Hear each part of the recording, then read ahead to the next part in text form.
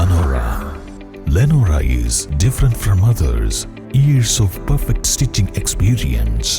Lenora linen, cotton cloth and stitching. Pandikad Road, Vandoor. ഏവർക്കും ലെനോറയുടെ ചെറിയ പെരുന്നാൾ ആശംസകൾ. വയനാട്ടിലെ പോരിന് വേനൽ ചൂടിനെയും വെല്ലുന്ന ചൂട്. തെരഞ്ഞെടുപ്പിന് 17 ദിവസങ്ങൾ മാത്രം ബാക്കി നിൽക്കെ 3 മുന്നണികളും ഓരോ വോട്ടും ഉറപ്പിക്കാനുള്ള തിരക്കിലാണ്. ആനി രാജയും കെ സുരേന്ദ്രനും മണ്ഡലത്തിൽ പൂർണ്ണസമയം ചെലവഴിച്ച് പ്രചരണം കൊഴുപ്പിക്കുമ്പോൾ UDF സ്ഥാനാർത്ഥി രാഹുൽ ഗാന്ധിയും വരും ദിവസങ്ങളിൽ പ്രചരണത്തിനായി മണ്ഡലത്തിലേക്ക് എത്തുമെന്നാണ് സൂചനകൾ. വളരെ നേരത്തെ പ്രചരണ രംഗത്തിറങ്ങിയ ആനി രാജ മണ്ഡലത്തിന്റെ എല്ലാ ഭാഗങ്ങളിലും എത്തിക്കഴിഞ്ഞു. വൈകിയാണ് സ്ഥാനാർത്ഥിത്വം പ്രഖ്യാപിക്കപ്പെട്ടതെങ്കിലും കെ സുരേന്ദ്രനും മണ്ഡലത്തിന്റെ വിവിധ ഭാഗങ്ങളിൽ സന്ദർശനം നടത്തി. നാമനിർദ്ദേശ പത്രികാ സമർപ്പണം, റോഡ് ഷോയിലൂടെ കരുത്തറിയിച്ച മുന്നണി സ്ഥാനാർത്ഥികൾ ഇതിനകം തന്നെ പ്രവർത്തകർക്ക് ആവേശം പകർന്നു കഴിഞ്ഞു. വയനാട് ഇക്കുറി വിട്ടുകൊടുക്കില്ലെന്നും 2019 ഭൂരിപക്ഷത്തിലും വലിയ ഭൂരിപക്ഷത്തിൽ നിലനിർത്തുമെന്ന പ്രഖ്യാപനത്തോടെയാണ് UDF കളത്തിലിറങ്ങി പ്രചരണം സജീവമാക്കിയിട്ടുള്ളത്. രാഹുൽ ഗാന്ധി സഹോദരിയും AICC ജനറൽ സെക്രട്ടറിയുമായ പ്രിയങ്ക ഗാന്ധിക്കൊപ്പം എത്തി പത്രിക സമർപ്പിച്ച് മടങ്ങിയിരുന്നു. വരും ദിവസങ്ങളിൽ രാഹുൽ ഗാന്ധിയും പ്രിയങ്ക ഗാന്ധിയും പ്രചരണത്തിനെത്തും. 2019 വരവേൽപ്പിന് തുല്യമായ സ്വീകരണമാണ് ഇക്കുറിയും രാഹുൽ ഗാന്ധിക്ക് വയനാട് നൽകിയത്. റോഡ് ഷോയിൽ മുസ്ലിം ലീഗും കോൺഗ്രസും ഉൾപ്പെടെ UDF ഘടകകക്ഷികൾ പാർട്ടി കൊടികൾ ഉപേക്ഷിച്ചത് ഇതിനകം തന്നെ വലിയ ചർച്ചയ്ക്ക് വഴിതെളിച്ചു.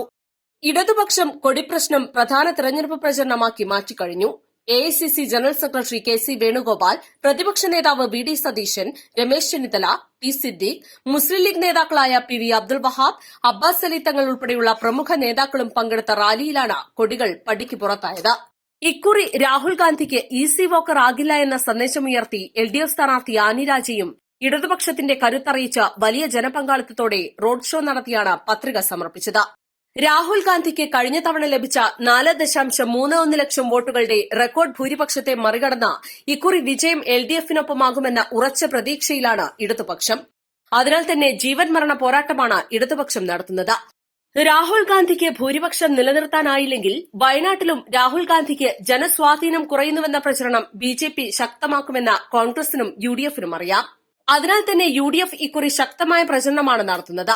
CPI ദേശീയ നേതാവായ ആനി രാജ സ്ഥാനാർത്ഥിയായി മത്സരിക്കുമ്പോൾ 2019 പോലെ നാണം കെട്ട പരാജയമുണ്ടായാൽ LDFൽ തന്നെ അത് വലിയ പൊട്ടിത്തെറിക്ക് വഴിവെക്കും.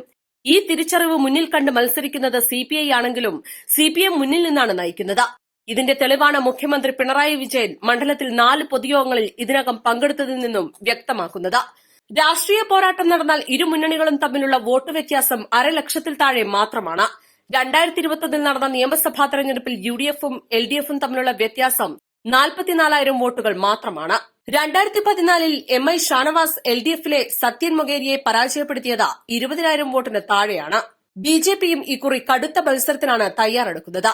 അതിനാൽ തന്നെയാണ് BJP സംസ്ഥാന പ്രസിഡന്റ് കെ സുരേന്ദ്രനെ തന്നെ കളത്തിലിറക്കിയത്.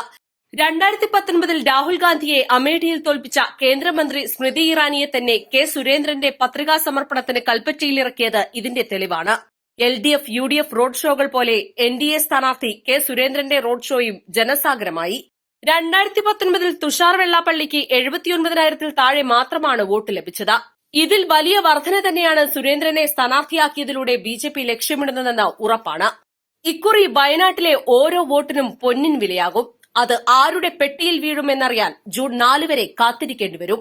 അമേഠി വയനാട്ടിലും ആവർത്തിക്കുമെന്ന പ്രചരണമാണ് BJP നടത്തുന്നത്. East live, Nilambur.